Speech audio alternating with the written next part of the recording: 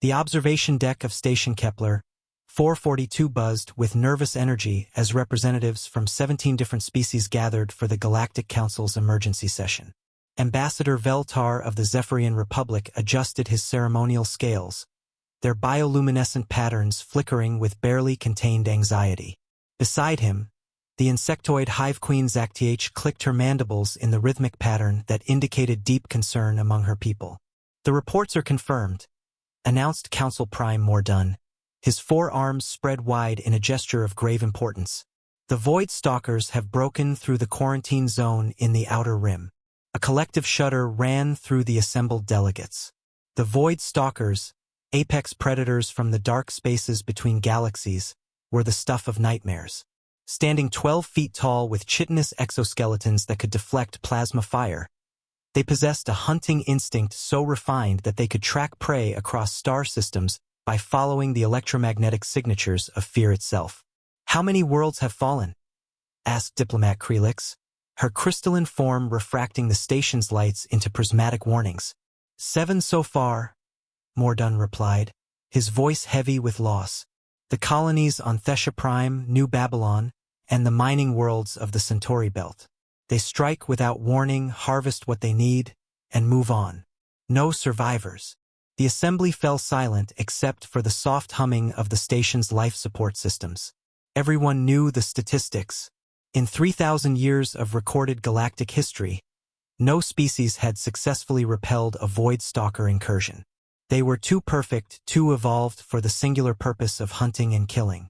"Perhaps," ventured Ambassador Veltar, "we should consider evacuation protocols for the remaining colonies in their projected path." "Cowardice will not serve us here," chittered Hive Queen Zacth. "My warriors are prepared to die with honor, but even our finest soldiers last mere minutes against these creatures." It was then that the chamber's main screen flickered to life, displaying an incoming transmission. The face that appeared was unlike any the Council had seen before, relatively hairless, with forward-facing eyes that spoke of a predator species. Yet something else lurked in those strange blue orbs. Intelligence, yes, but also something the Council members couldn't quite identify. "Greetings, Galactic Council," the being said, its voice carrying an odd cadence. "I am Captain Elena Rodriguez of the United Earth Colonial Defense Force. We've been monitoring your communications and understand you have a problem with something you call Void Stalkers." The Council chamber erupted in confused murmurs. This species wasn't in any of their databases. "I am Council Prime Mordun," the four-armed leader responded carefully. "We are unfamiliar with your species. How did you come by our secure channels?" Captain Rodriguez smiled, and several delegates unconsciously stepped back. There was something unsettling about the expression, though they couldn't pinpoint why.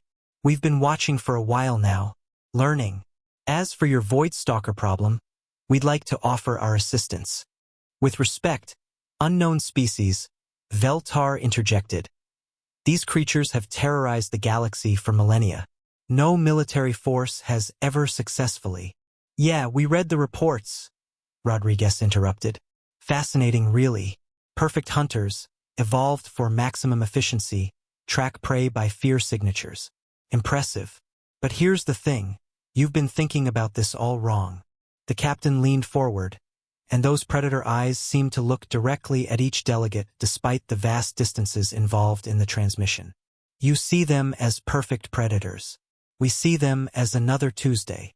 3 days later, the first Void Stalker ship appeared at the edge of the Kepler 442 system. Its arrival was detected not by the station's sensors, which registered nothing, but by the sudden spike in fear-related neurochemical emissions from every species aboard the station. "It's here," whispered Veltar, his scales now flickering in rapid, chaotic patterns. "The Stalker knows we're here." Council Prime Mordun activated the station's emergency protocols, sealing blast doors and powering up defensive shields that everyone knew would prove useless. "All species retreat to designated safe zones. Prepare for—" "Belay that order." The voice came from the station's communication system, but it belonged to Captain Rodriguez. "We're already here." The main viewing portal suddenly filled with the sleek, angular form of a human ship. It was smaller than most council vessels, painted in matte colors that seemed to absorb light rather than reflect it. Unlike the ornate, ceremonial designs favored by most galactic civilizations, this ship looked like it had been built for one purpose: war. "Captain Rodriguez," Mordun transmitted. "You must evacuate immediately. Your ship's life signs will draw the Stalker directly to." "Already on it," came the reply. "In fact, that's exactly what we want." On the station's long-range sensors, they watched in horror as the human ship moved not away from the approaching Void Stalker vessel, but directly toward it. The Stalker ship, a biomechanical nightmare of living metal and predatory instinct, immediately altered course to intercept. "They're insane," breathed Diplomat Krelix. "The Stalkers can sense fear from light years away. That human ship must be radiating terror." But as they watched, something impossible happened. The Stalker ship, which had been accelerating toward what should have been easy prey, suddenly slowed. Then stopped. Then, in a maneuver that defied 3 millennia of recorded Stalker behavior, it began to back away. What are they doing?" Hive Queen Zactiach's mandibles clicked in confused patterns. Captain Rodriguez's voice crackled over the calm. "Oh, that? The Stalker just got a read on our crew's neurochemical signatures. Turns out we're not broadcasting fear." "Then what?" Veltar began. "Excitement," Rodriguez replied, and they could hear the grin in her voice. "See, the thing about humans is that we don't really have a proper fear response to unknown predators. Our ancestors spent a few 100,000 years fighting everything from saber-toothed cats to cave bears, and somewhere along the way, we developed a quirk in our brain chemistry. The human ship was now matching pace with the retreating Stalker vessel. When we encounter something that wants to hunt us," Rodriguez continued, "something that thinks it's the apex predator, our brains don't flood with fear. They flood with what our scientists call challenge response hormones. To put it simply, we get excited about the opportunity to prove it wrong." On the sensors, they could see the Stalker ship's movements becoming increasingly erratic, as if its pilot was confused by prey that refused to behave like prey. "The Stalkers evolved to hunt species that run," Rodriguez explained.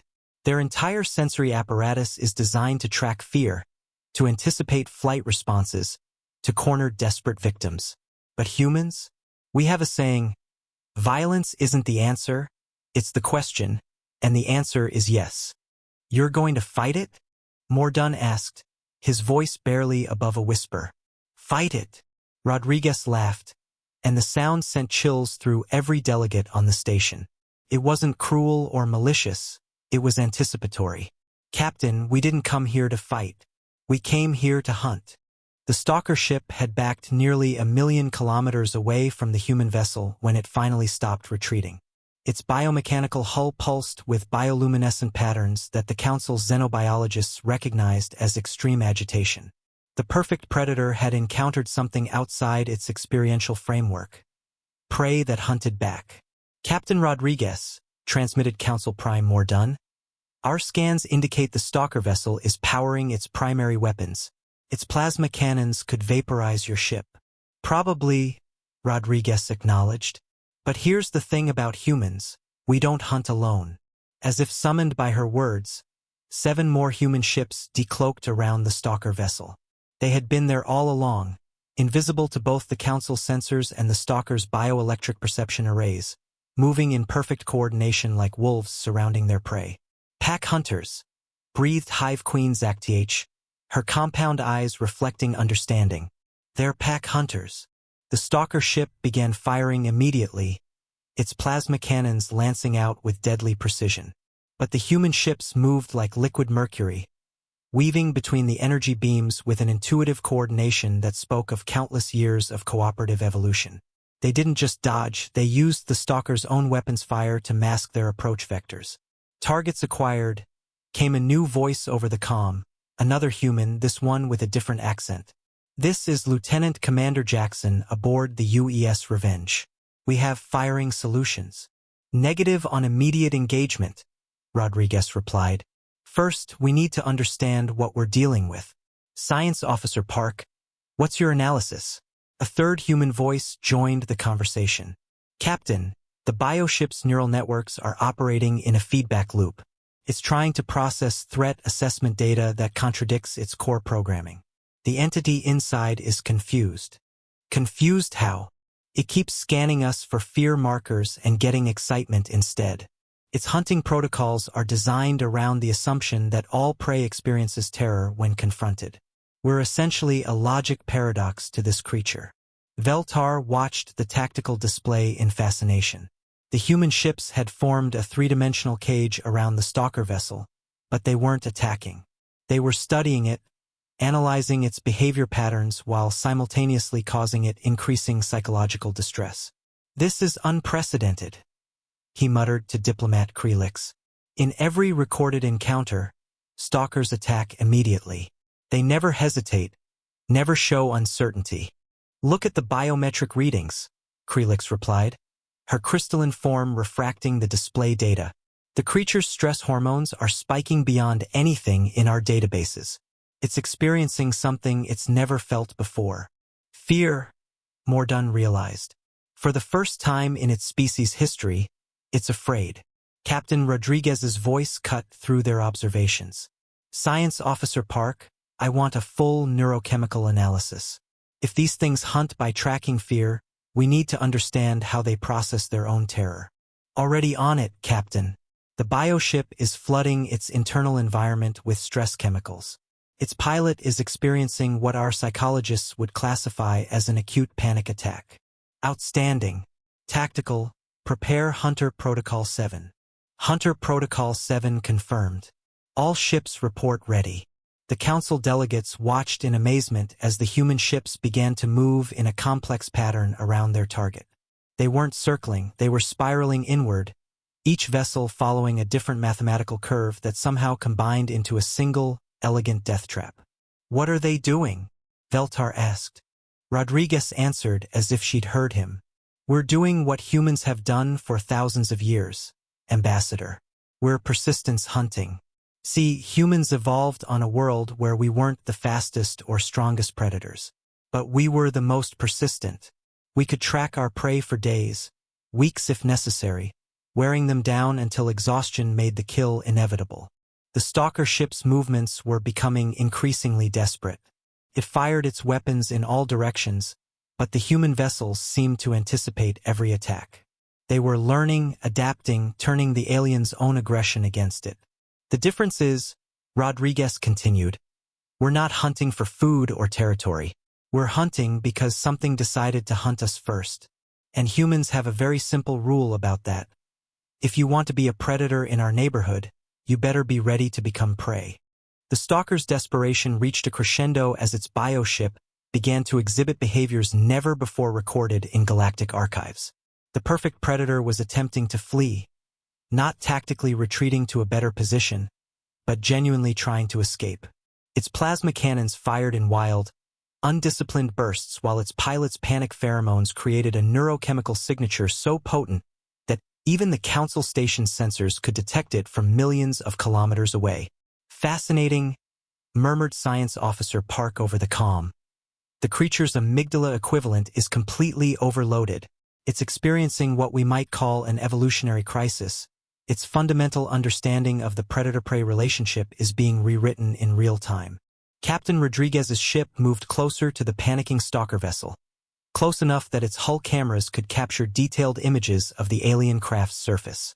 The biomechanical skin was rippling with patterns of distress, bioluminescent nodes flashing in chaotic sequences that spoke of internal systems failing under the weight of unprecedented fear. "Captain," came Lieutenant Commander Jackson's voice, "we could end this now. The target's defensive posture has completely collapsed." "Negative," Rodriguez replied. "This isn't about killing it. It's about sending a message." On the council station, Ambassador Veltar found himself leaning forward despite his instinctive fear. "What message?" he whispered, though he knew the humans couldn't hear him.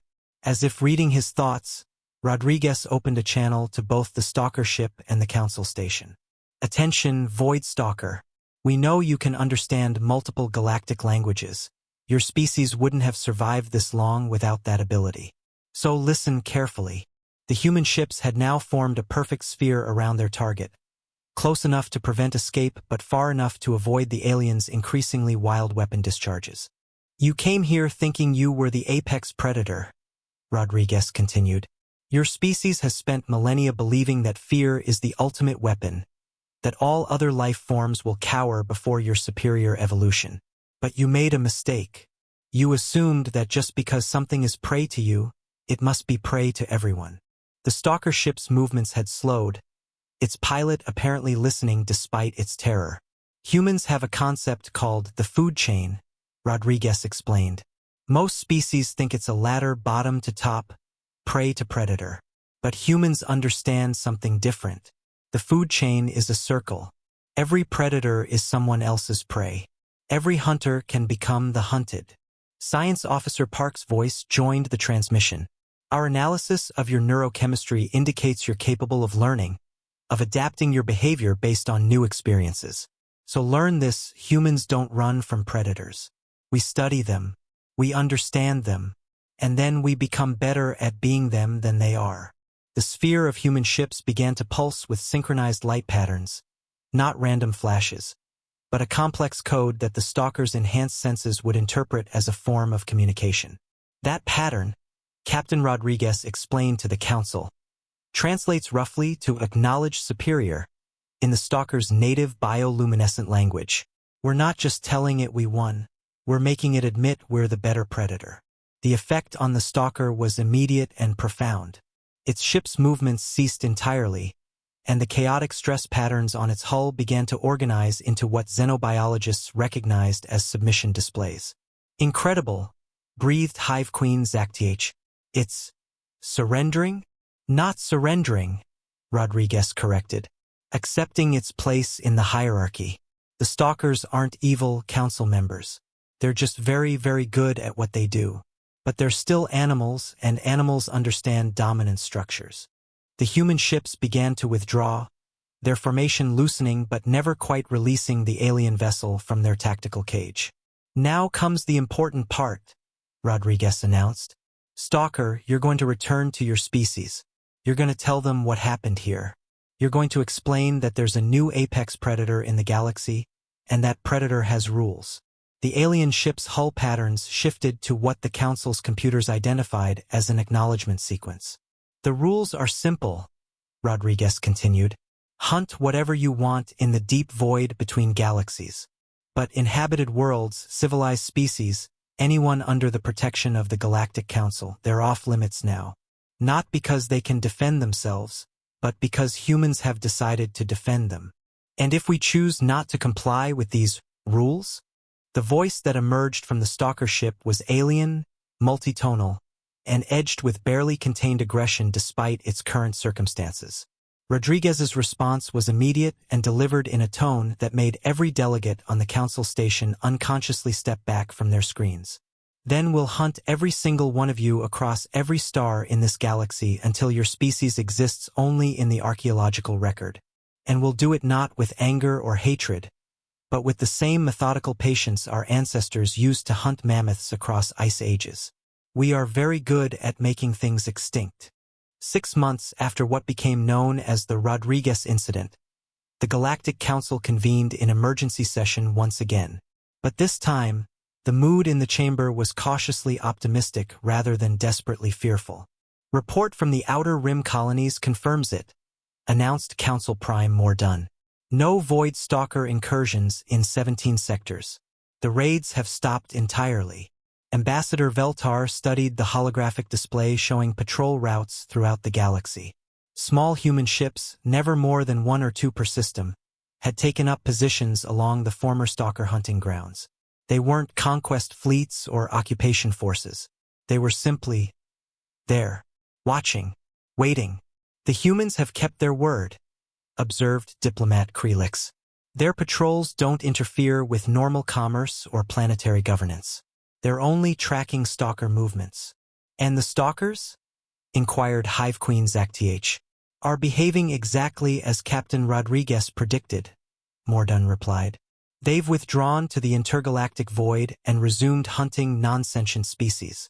Several of our deep space monitoring stations have detected what appear to be negotiations between human scout ships and stalker vessels. The chamber fell silent as the implications sank in. Negotiations with creatures that had never been known to communicate with their prey. There's something else, Mordun continued. Captain Rodriguez has requested permission to address the council directly. She says it's time we understood exactly what we're dealing with. The main screen flickered to life, revealing Captain Rodriguez aboard what appeared to be a different ship. Larger, more heavily armed, and somehow more predatory in design than the vessel she'd used during the initial encounter. Council members, she began. I think it's time for some honesty about what happened and what's going to happen going forward.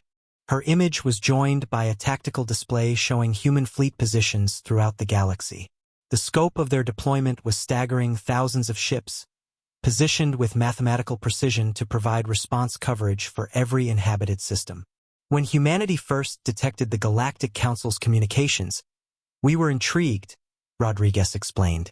A whole galaxy full of civilized species, working together, trying to build something better than endless warfare. It was inspiring.